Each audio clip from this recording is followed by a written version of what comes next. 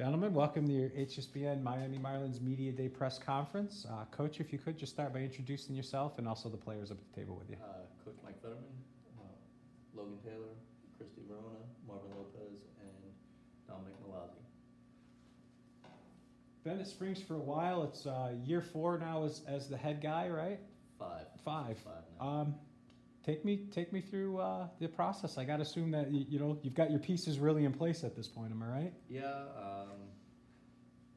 this is 19 years there now total. So, a couple of these guys up here been with me for quite a few years. We've been going back before high school, so they know what the system is by now and know how we like to run things.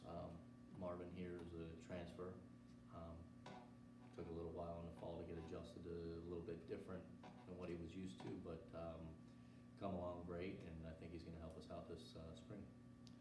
Not to dig into all of your secrets, but if you can share with us a little bit about what the fundamentals are. What are some of the way that you run the program and what you're looking for? We try to stick to the basics. A couple times a week we go over bunt coverages, first and thirds, rundowns, things that sometimes may get overlooked.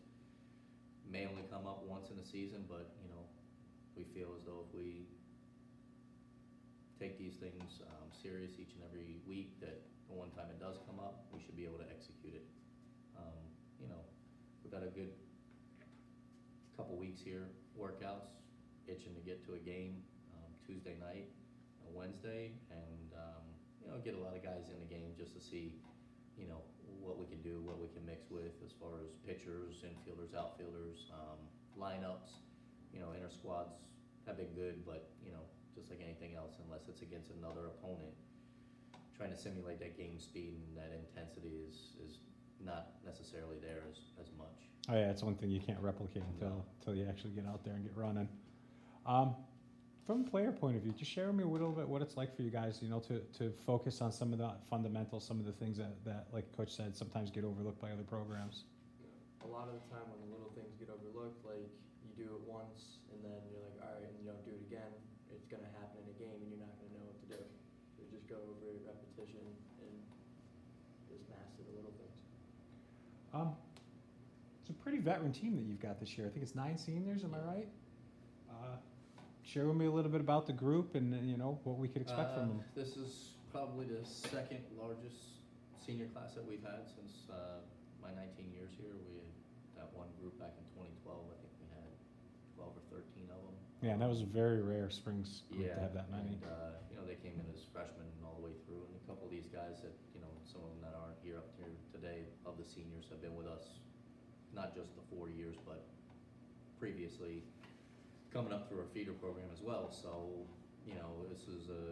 it's an exciting year, but it's also a difficult year because of the bonds that we've had with some of these players for that time is going to be tough to, first practice was their first last practice. Yeah, it's a little bittersweet, I guess. So, that first game is going to be the first last game of the start of the season, and trying to get to that end of the season without it rushing through and trying to enjoy it and grow from it as well is going to be challenging. It's going to be bittersweet at the end as well, no matter which way it goes.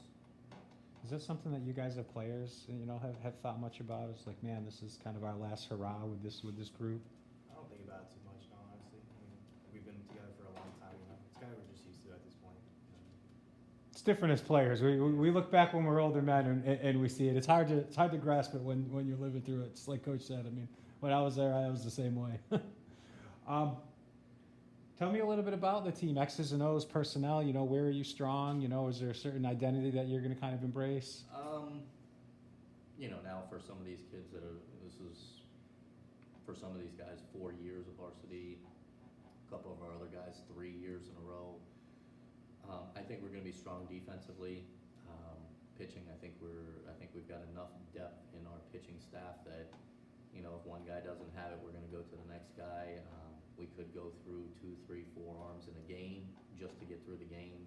We have enough depth that way. Hopefully, no injuries occur. And hitting is going to be the thing that we're going to have to piece together and find out who can hit and who's going to be be at the top, the middle, the bottom. It's been 5 years now. I don't think we've had the same lineup twice in a single game in 5 years. So, you know, try not to keep them too comfortable. You know, so, you know, hey, if I'm not hitting 1 today and I'm hitting 7 today, then I've got to adjust and be ready to do my role. Certainly gives you guys a lot of opportunity. I guess it puts a little pressure. You never know your spot's not necessarily solidified, but you know, how do you guys embrace all those opportunities that you're going to be given? It's just, like he said, we have a bunch of depth, even at not just pitching, we have depth everywhere. Like everywhere in the field, we have a lot of guys that could just, if someone's not doing it on that day, coach can just put another one in that he might have it that day. It's just, we have so many kids on this team that are good and good enough to fill in those shoes when someone else doesn't have it that day. Guess it puts a lot of pressure on you to just know when to make the right moves on the chessboard. Look, you know, I know everybody's got their scouting reports, and you know, I just go by my gut feeling at times when, you know, hey, somebody might be hitting 100, but I just have a feeling that maybe today is their day, and I go that way. Yeah, I watched a kid win a state championship for a team like that once. Exactly. So it's a lot of times it's, you know, I go we sit down with my coaches and we come up with a lineup, and you know, pitching coach, he just maps it out for us, so I don't have to worry about that end of it. But you know, I have guys that can play multiple positions, so if a guy, you know, isn't doing it on the mound, he gets switched, moved back to his original position in the field, or vice versa. So we do have some depth that way. Again, you don't know anything until you get on the field and start playing competition, other teams, because like you know, we said earlier, you can only simulate so much in practice, you know, and some kids will rise more to game competition than they do into practice, so that's what we got to figure out. And meanwhile, this year it's a little different too, getting started because of the changes in the state, and you know, the district games. It's not the same feel. It's not what it used to be. You know, is that something you guys have discussed much as a team? Is it affecting you guys a lot? I really haven't discussed it with them. I've just, you know, 24 games on our schedule. One game at a time. I'm not going to worry about who the opponent is or who they scheduled us with and who we were able to schedule. It's going to be who's going to perform that day. It's, you know, it doesn't matter if I'm playing Douglas. It doesn't matter if I'm playing Park Vista or if I'm playing Dillard. You got to play the baseball game itself. And when we start to look at it and analyze it more than it is, then it becomes a problem. So our schedule's our schedule. It is what it is. We'll just go out and play. With the format there was, you got to think that there's more likelihood of those sort of distractions kind of coming in. Honestly, I think again, it puts a little more on the coaches to keep that from happening, right? Honestly, in the beginning, it seemed like a great system, but now the way it's now formatted, I don't think that, you know, everybody's all hurrah about it. I'm certainly Yeah, I'm not. seeing a lot of mixed reviews. I've I'm asked not just about happy, everybody because I'm curious. You know, I got some games that I honestly would rather not have, and I can't change that, and we just have to play it, and just, you know, got to put ourselves in our best position to be when the rankings come out in our district for that seeding.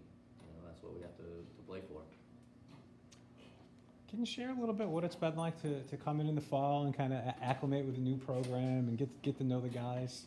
Well, I mean, I knew some of the guys, you know, from summer ball, travel.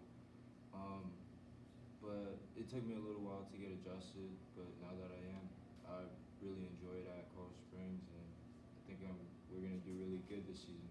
What were some of the biggest adjustments that you were finding you're having to make? Well, just like being at a different school, you know, things like that, different environment. But that was really it. Connecting with the guys, you know, that was pretty easy.